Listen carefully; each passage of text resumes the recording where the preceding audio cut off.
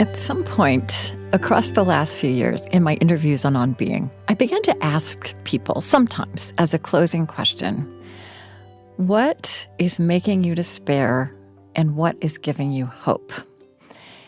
And something that was really fascinating that emerged is that I noticed that the answers to those two questions were conjoined. That what people were hopeful about and despairing about were not separate, not opposites, but in a kind of interplay and relationship. That hope lives really close to our despair, and despair lives close to our hope, right on the other side of it. Which is fascinating, and it makes me think about the vitality and reality base to the kind of muscular hope that we're going to be exploring with this experiment. And I know that vitality and reality base is not necessarily hope's reputation. But I think I want to invite you to take a moment now or later today to answer that question for yourself. Right now, today, what is making you despair? What is filling you with despair? And what is giving you hope?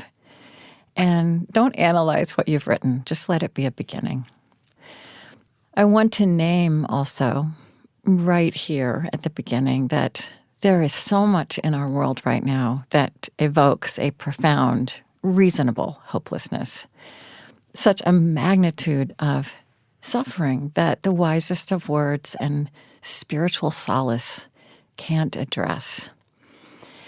And yet, looking back, I see hope as a defining, recurrent, ever-present feature of every wise and graceful person, every wise and graceful life I've come into conversation with.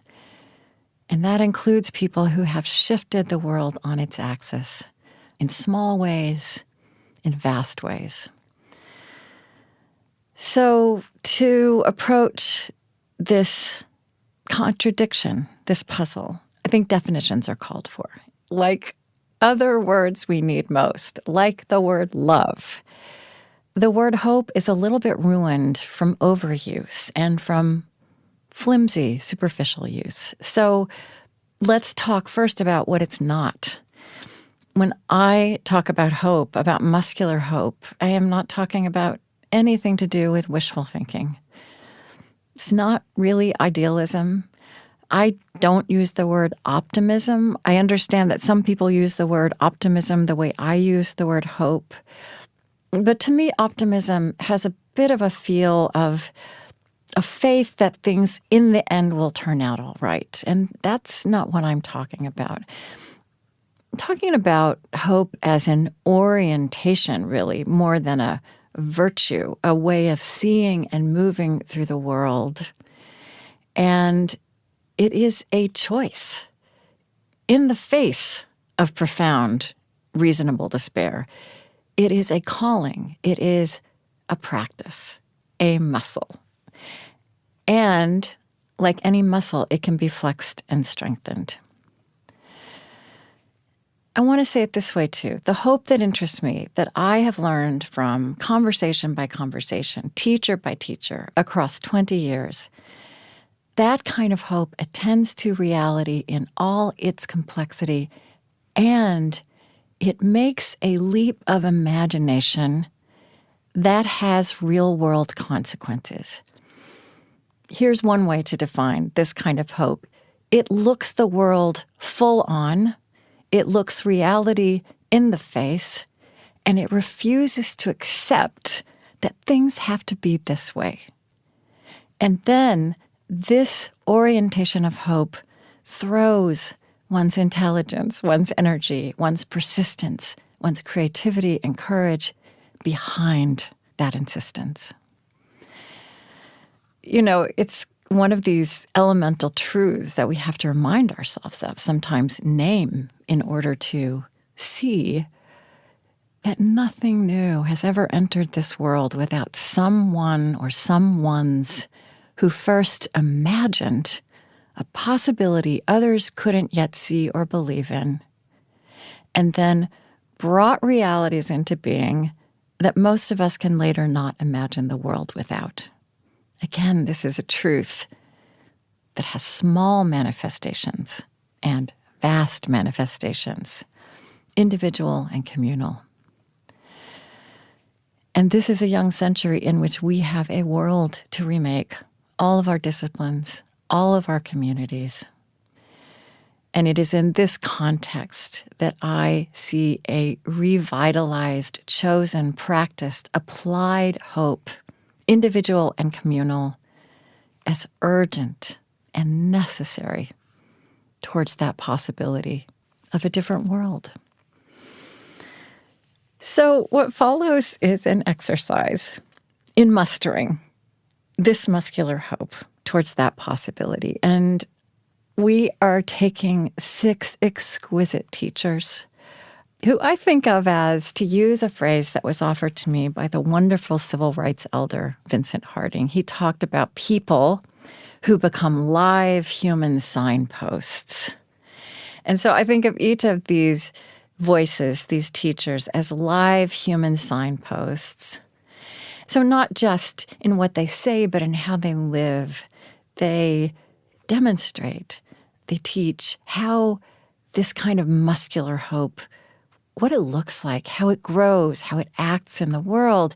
And they each have different perspectives on how to nurture it and strengthen it inside ourselves and in our interactions with others.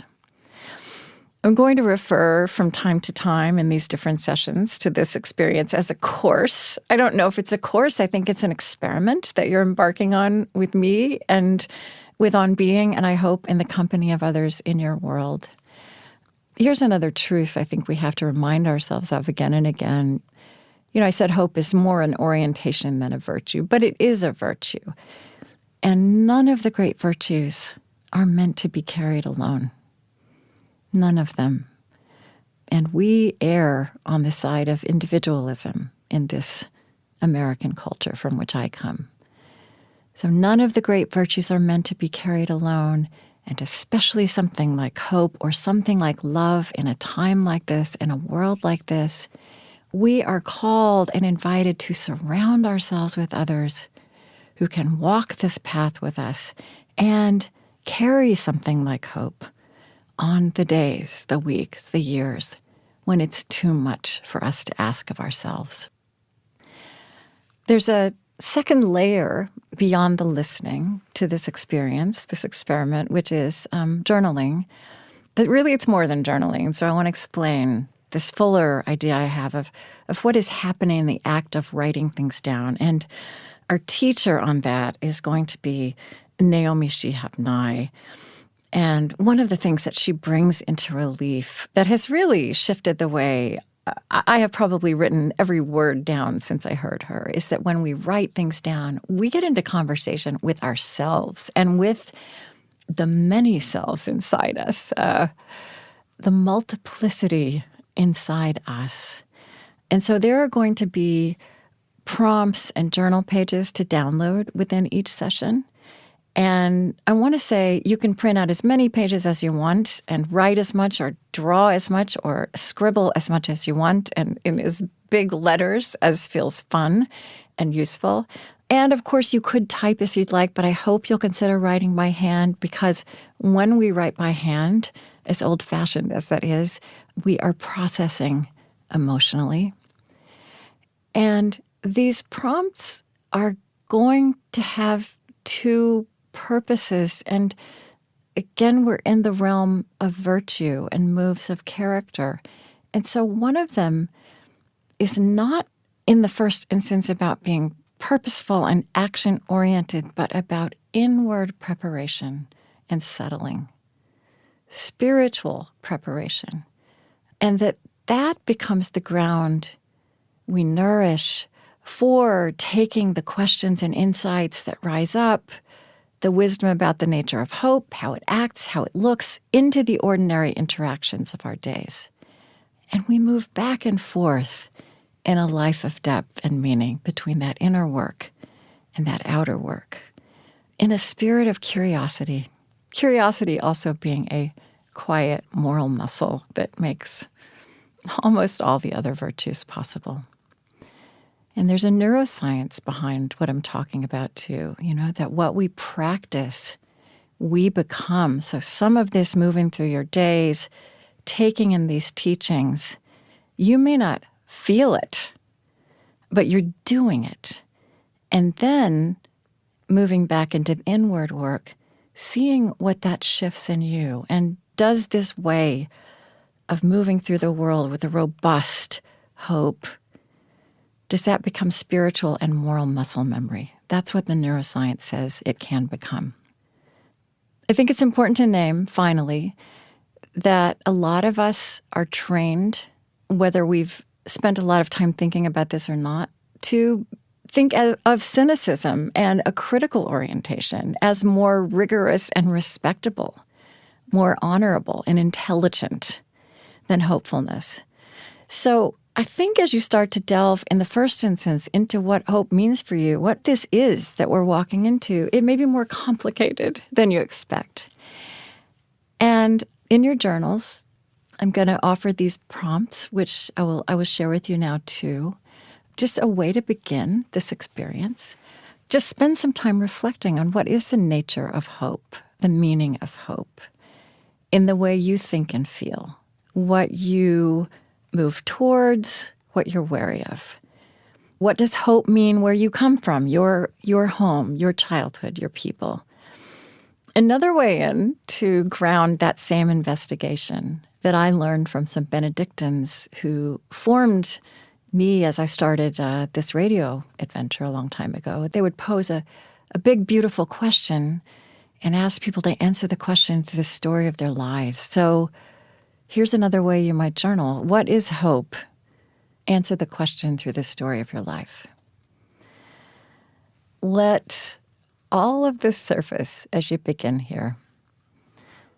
I think the final offering I'd like to make for now, and it's important, is another quality of hope that is always present, so vivid in my mind as I think back about all these live human signposts of hope, is that a life of hope is at once fierce and persistently joyful.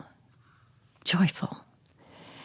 And I want to suggest that you have also seen this in your life, in the world around you, if you summon the faces of people who you have known up close, who are hopeful, a radiance that is there.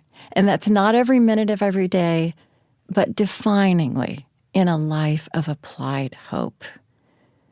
In people who have flexed this muscle of hope so that it has come to define them. This is what I've learned as someone who I think began more cynically in my hope adventure. It's a better way to live, both in terms of the effect a person has on the world around them, but also in how we can make a home inside ourselves in order to be fully present to the world in its beauty and in its pain. So, enjoy.